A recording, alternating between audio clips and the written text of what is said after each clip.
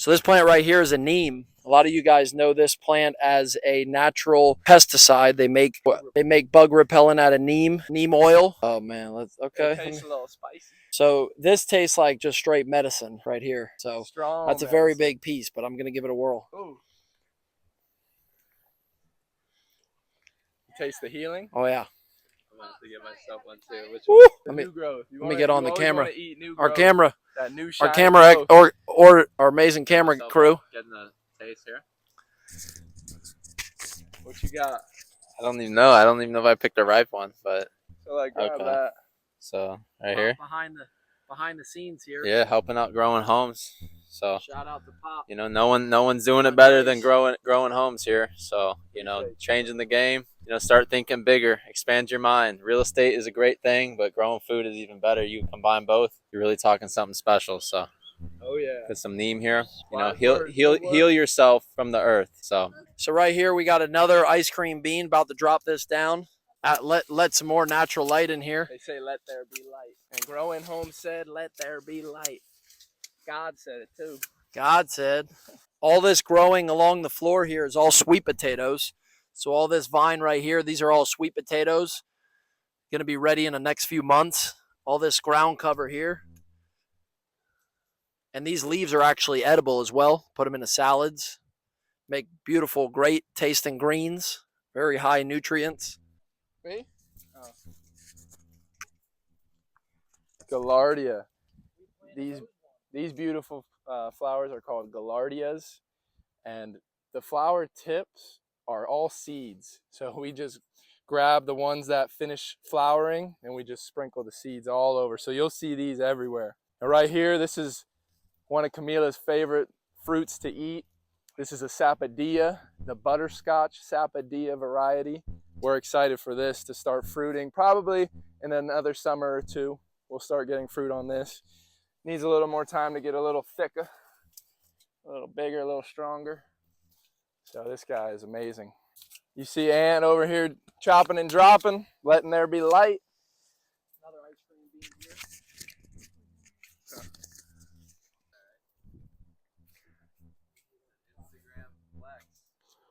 Let's talk about this guy right here. They call this the tree of life, the moringa. Now you see these are seed pods. So if you guys need some seeds, send us a comment and maybe we'll send you some. Yeah, send us a DM, we'll send you some seeds. And you know what this is right here? This is a yam. This thing's growing real abundant. We started wrapping it around the moringa and then it started doing its own thing. We probably wrapped it to here, and in about 2 weeks, it went to the top of the moringa, probably, what, 30 feet up? Yeah, this moringa is only 2 years old. 2 years old, and 2 years ago it was this tall. Now it's freaking 10 inches of circumference. It's nice. Yeah, this thing is wild. You got the Cubano red. That Cubano red right here, that rojo.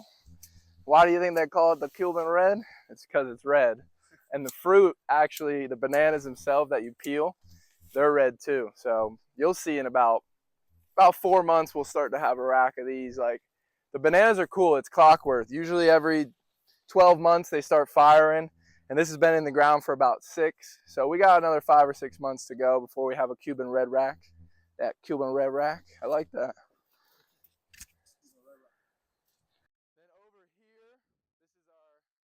Over here is our third variety of mango we have at this property. This is the CAC. I'm not sure what the acronym stands for. Drop it in the comments if you know what the CAC stands for the CAC mango, sorry. But these are quick growers. Like we pruned it back and it's already starting to pop new growth. And look at that beautiful new growth of the mango. New growth is some of our favorite growths at growing homes because, you know, when you start, that's where we're at in our journey. We're at the new growth journey too. So we're a lot like this mango right here. So the banana at the front of the property was a tall namwa, and these are called dwarf namwas. And they're called dwarf namwas because there's dwarfed, they're a smaller variety. We prefer the dwarf varieties because we have a windier climate here in Florida, And the dwarfs are very much better tolerant for the wind. They don't knock over as much, and they fruit quicker. We've seen this is I think this is this banana clump's 5th rack already in 2 years. So we're excited to let these things plump up and get growing. You'll see all these wild, well, not wild, but they're kind of wild to us. But these are zinnias. The same thing as the other flowers. The flower tops are seeds, and they just spread all throughout the property. We got our black sugarcane hedge. I'm going very quick. But black sugar, oh, look at those guys. That's beautiful. That's beautiful. Just like a, yeah. This is all sweet potato. We have it crawling all over their properties, and they vine out and they produce the sweet potatoes underground. If you didn't know, potatoes grow underground. Little fun fact. This is also a dwarf variety, but these are more of a plantain banana, the Orinoco. So you could harvest these right now, boil them in some water, make patacones, whatever you want to do. Or you could let them ripen more, or let them ripe all the way yellow and eat them as a sweet variety as well. Very versatile, and these things fruit like crazy. This is probably our 7th or 8th rack. Out of all the banana varieties, if you want something that fruits quick and often, dwarf Orinocos, find those. Contact us, drop it in the comments. Let's go. We're willing to share. That's one of our main things. We want to spread this all over. So let us know. That right there is a Goldfinger variety banana. Very sweet variety as well. Yeah, we got a buddy in New Zealand who loves this variety. Shout out Byron. They grow well there too. Byron's got it really grown out in New Zealand. He really likes these varieties, and we do too. They grow very well here. Very tasty banana.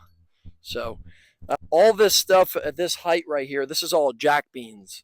So a lot of this we're growing right now as biomass, natural fertilizer, to where once you chop it down, when it breaks down, not only do the root systems release a lot of great nitrogen, a lot of natural fertilizer for the what's under them, which is pineapples.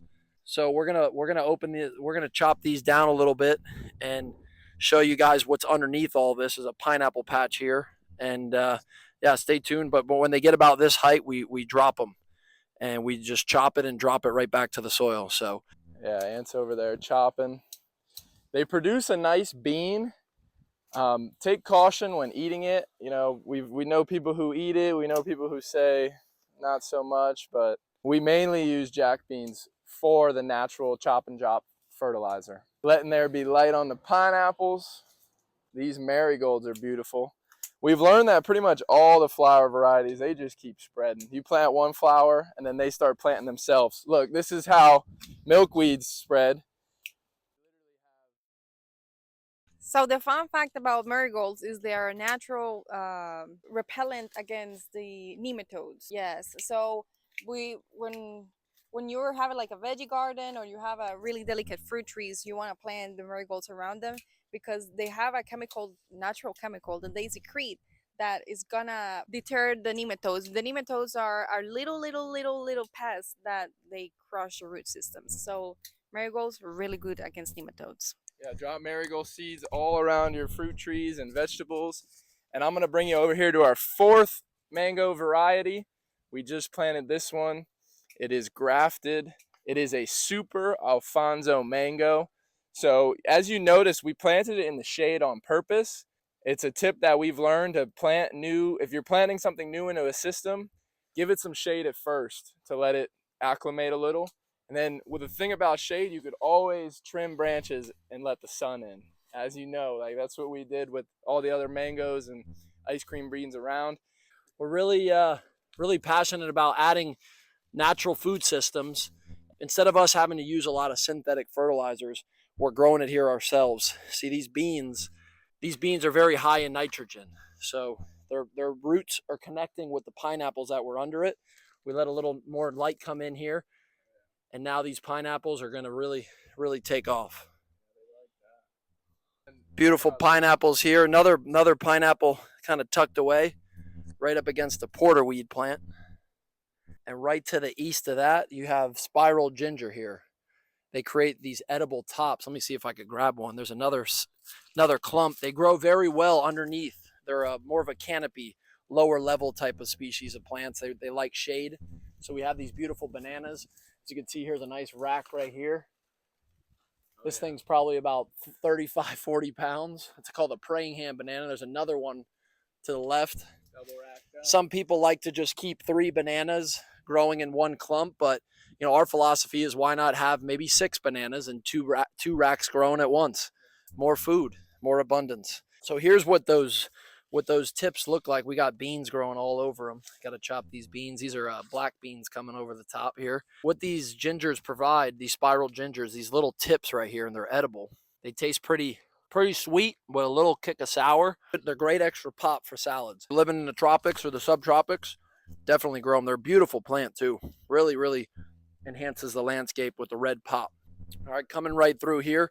This plant right here, it actually has had a few fruit on it a few months back. I think we've harvested about a half a dozen or, maybe we've harvested maybe a half a dozen fruit from this thing already. And I would say in the next year, there should be dozens of fruit on it. They grow pretty quick. This fruit tree here, the star fruit, grows very well in the South Florida tropical climates. The whole hedge right here next to it is the Mexican sunflower, Tithonia, very high in nitrogen. So there's a great chance that those roots and these roots are going to connect here in the near future. This guy right here is the Rollinia. Rollinia is amazing. This probably got another couple years till it's gonna fruit. We haven't had any fruit yet, but this tree is really liking its location. So this tropical fruit is in a ball. It's a ball shape, kind of like, think of a spiky yellow ball, and the taste of it's more of like a lemon meringue pie. Very, very creamy, kind of like a sherbet. Think about a sherbet, and lemon with a lemon kick to it. Here is another plant in the same species. This one's called a custard apple, red custard apple. And what this one tastes like is more of like a raspberry pie. Very creamy, great texture. And this thing should have fruit within the next 2 years. And it's really taken off here. We got to do a little more chopping and dropping. As you can see, there's a lot of pineapples hidden underneath a lot of this as well. So we got to take this down here pretty soon, but stay tuned for this. This is one of our staple plants coming out of the bay window view. It's going to be a beautiful big fruit tree with beautiful red custard apple fruits on it.